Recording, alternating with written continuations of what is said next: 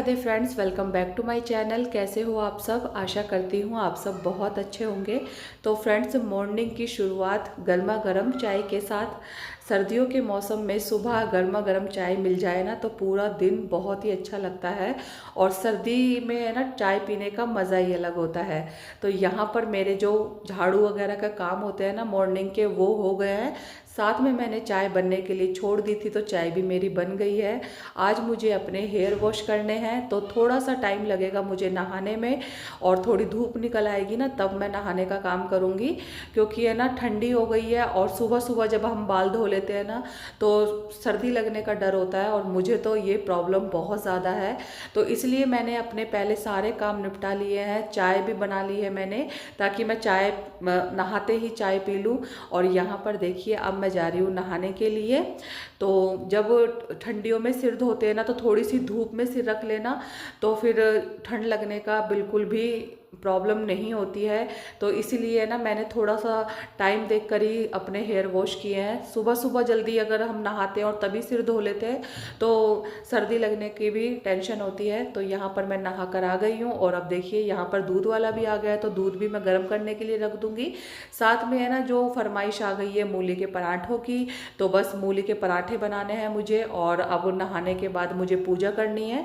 तो जितने मैं पूजा करूँगी ना उतने मैंने हस्बैंड को बोल दिया है कि वो मूली को कद्दूकस करके दे दें।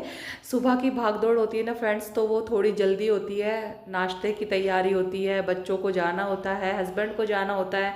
तो ऐसे में है ना, काम है ना थोड़ा सा बांट के कर लेना तो जल्दी हो जाता है। और ये चीज़ें, छोटी छोटी चीज़ें भी हमें ना एक दूसरे मिल बांट के करें ना तो बहुत ही अच्छे से काम हो जाता है। तो यहाँ पर आप मेरे भगवान जी के दर्शन कर लीजिए, कान्हा जी के। पूजा मेरी हो गई है, और जितने मैंने पूजा की है ना उतने मेरे हस्बैंड ने जो मूली को घिस दिया है, कद्दूकस कर दिया है।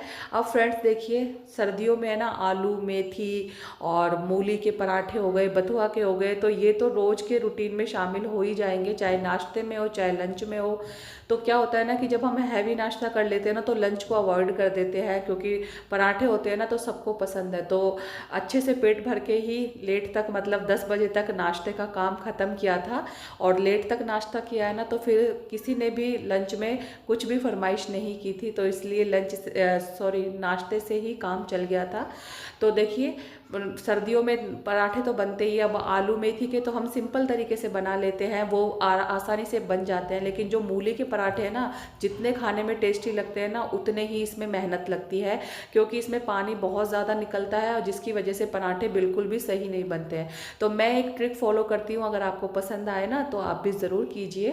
तो क्या कीजिए कि मूली को कद्दूकस कर लीजिए, और साफ़ सुथरे कपड़े में इसको बांध कर, और जो मशीन होती है ना वॉशिंग मशीन, उसमें ड्रायर कर लीजिए। तो ड्रायर कर लोगे ना तो इसका सारा पानी है जो निकल जाएगा।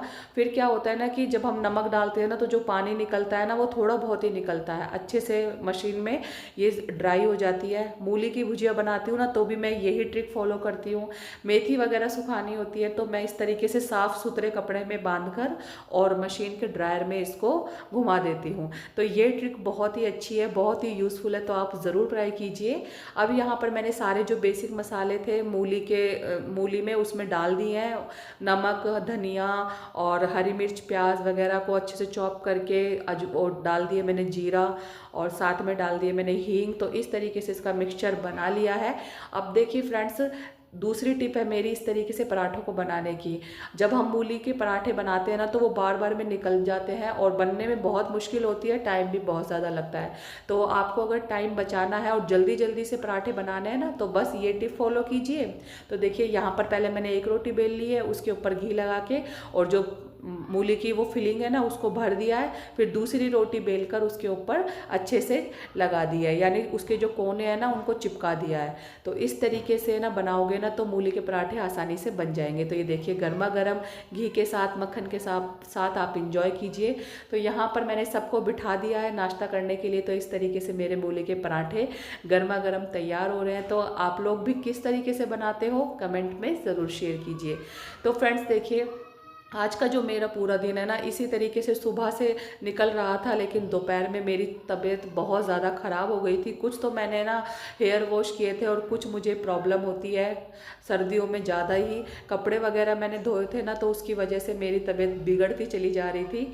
तो बस मैंने यहाँ पर नाश्ता वगैरह किया, फिर उसके बाद तो है ना मेरे बिल्कुल भी एनर्जी नहीं बची थी और मैं तो बस कंबल ओढ़कर और दवाई खाकर सो गई थी, जिससे कि मेरे फीवर भी आ गया था और मुझे बहुत ज़्यादा सर्दी हो गई थी। तो इसकी वजह से मैंने दोपहर में कुछ भी काम नहीं किया और बस अपना नाश्ता वगैरह का काम निपटाने के बाद में और मुझे बस बिस्तर में लेटना था, क्योंकि मेरी तबीयत हो गई थी बहुत ज़्यादा डाउन। क्योंकि मैंने मशीन भी लगाई हुई थी तो कपड़े भी धुल गए थे, तो जैसे ही मैंने कपड़े धोए ना उसके बाद तो बस मेरे शाम के टाइम बहुत ज़्यादा हालत ख़राब हो गई थी। और यहाँ पर देखिए मैं अब उठी हूँ, क्योंकि है ना औरत को चैन भी नहीं मिलता है जब तक उसका घर अस्त व्यस्त रहे। और आपको पता ही है, औरत घर में बीमार हो जाए ना तो पूरा घर अस्त व्यस्त हो जाता है, बिखरा हो जाता है, पूरा घर बिखर जाता है, कोई काम समय पर नहीं होता है। तो हमें ना बीमारी में भी चैन नहीं पड़ता है, चाहे हमारी कितनी भी तबीयत खराब हो ना तब भी हमें यही लगता है कि काश मेरी तबीयत जल्दी से ठीक हो जाए और मैं अपने काम में लग जाऊं। और थोड़ी तबीयत भी खराब हो जाती है ना तब भी है ना चैन नहीं पड़ता है, बिस्तर में भी लगता है कि हमारा ये काम पड़ा है, अभी इस काम को निपटाना है।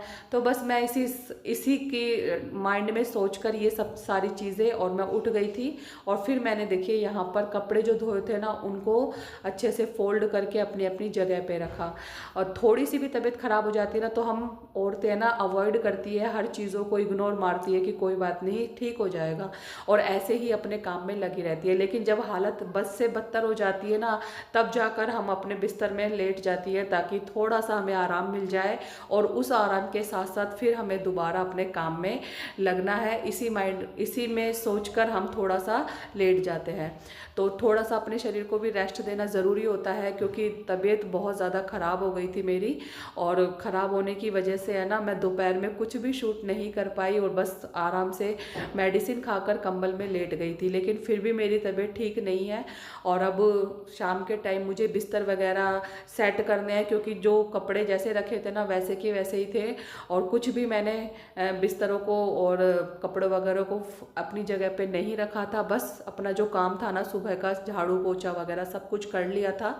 अब यहाँ पर मुझे सारे कपड़े फोल्ड करने हैं और सर्दियों के कपड़े आपको पता ही है कि बहुत ज़्यादा हो जाते हैं, तो बस मशीन एक दिन छोड़कर एक दिन लगानी होती है। बिस्तरों को भी है ना, जैसे बेडशीट हो गई, कंबल हो गई, इनको भी समय समय पर धुलना होता है। ये काम हम टाइम टू टाइम करते रहे ना तो ज़्यादा काम की लोड नहीं होती है और धीरे धीरे हमारे काम है जो होते चले जाते हैं। तो इस तरीके से है ना मेरा तो यही रूटीन था। और अब सर्दियों में है ना अगर आपके साथ भी ये प्रॉब्लम होती है और आप क्या करते हो तो मुझे ज़रूर सजेस्ट कीजिए, क्योंकि मुझे कोल्ड कफ बहुत जल्दी हो जाता है। ये वाली प्रॉब्लम मुझे हद से ज़्यादा है, तो इसलिए सर्दियों में है ना मुझे बहुत ज़्यादा ध्यान रखना होता है। लेकिन काम तो वही बरकरार रहते हैं, लेकिन तबीयत भी साथ के साथ बिगड़ती रहती है। लेकिन मैं है ना अपनी तबीयत को एक साइड रखकर अपने सारे कामों में लग जाती हूँ। तो इस तरीके से है ना मैंने दवाई खाई और फिर मुझे थोड़ी सी एनर्जी लगी तो फिर शाम को उठकर मैं अपने काम में लग गई हूँ। लेकिन फिर भी है ना मुझे गले में बहुत ज़्यादा पेन हो रहा है, तो बस अपने लिए ना एक काढ़ा बनाऊँगी।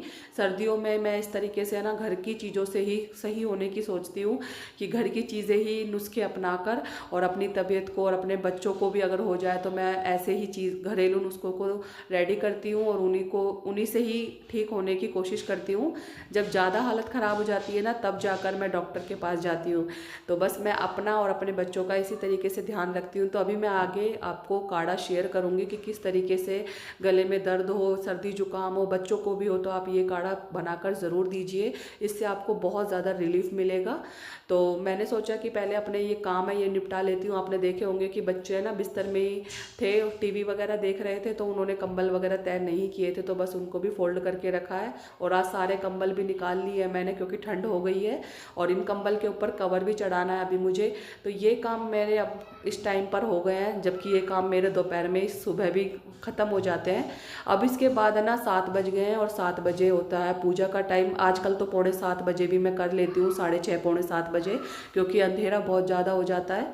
तो इसकी वजह से है ना अब बस मुझे है ना पूजा का काम करना है, फिर उसके बाद में मुझे काढ़ा बनाना है। तो यहाँ पर मैं जोत बत्ती कर लूँगी और तुलसा जी में भी दीपक जलाकर आ जाऊंगी। तो ये शाम का रूटीन है फ्रेंड्स, जो कि धीरे धीरे चल रहा है।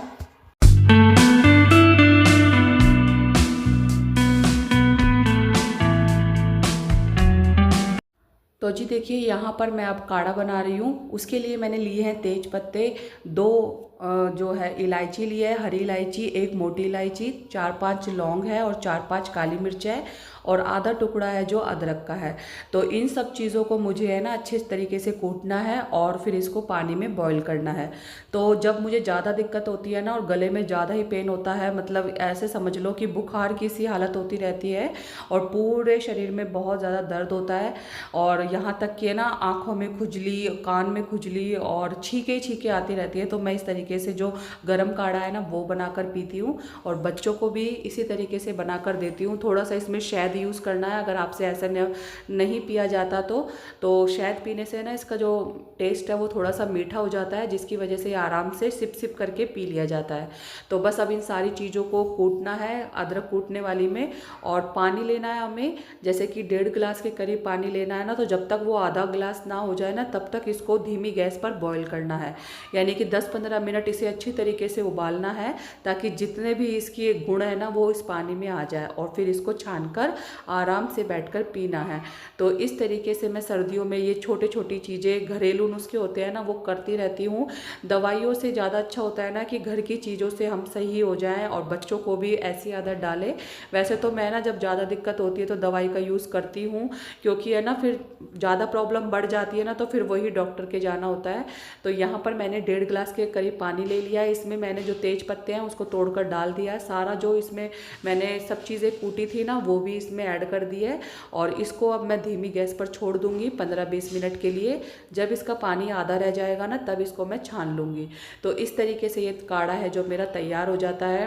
तो फ्रेंड्स देखिए, औरतें होती हैं ना जो घर की जिम्मेदारी बखूबी निभाती हैं, चाहे वो घर की साफ़ सफाई हो, बच्चों की देख रेख हो, हस्बैंड का काम हो, हस्बैंड को देखना हो, टाइम टू टाइम सारे काम निपटाने हो, या फिर बीमारी में भी अपने आप को फिट रखना हो, सही रखना हो, ताकि जो घर है जो अस्त व्यस्त ना हो। तो ये सब चीज़ें औरत ही अच्छी तरीके से कर पाती है। औरत के बिना घर घर नहीं, मकान रहता है। अगर औरत एक दिन भी घर के बाहर चली जाए ना तो पूरा घर है ना, बस समझ लीजिए कि मतलब पहाड़ टूट जाता है घर के ऊपर, कि कोई चीज़ किसी को टाइम पर नहीं मिलती है और सब काम है जो बिखर जाता है।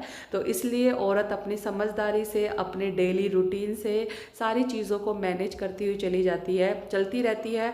और साथ में है ना बस इन चीज़ों का ध्यान रखना होता है कि हमारी तबीयत बिल्कुल ठीक रहे।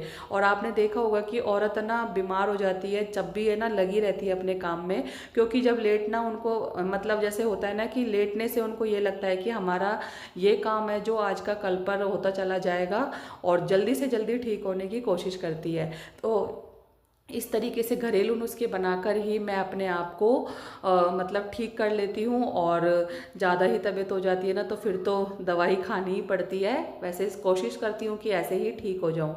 तो यहाँ पर काढ़ा मेरा बन गया। जितने ठंडा हुआ था ना, थोड़ा बहुत पीने लायक हुआ था, इतने पानी भी आ गया था, तो मैंने पानी वगैरह भर लिया है।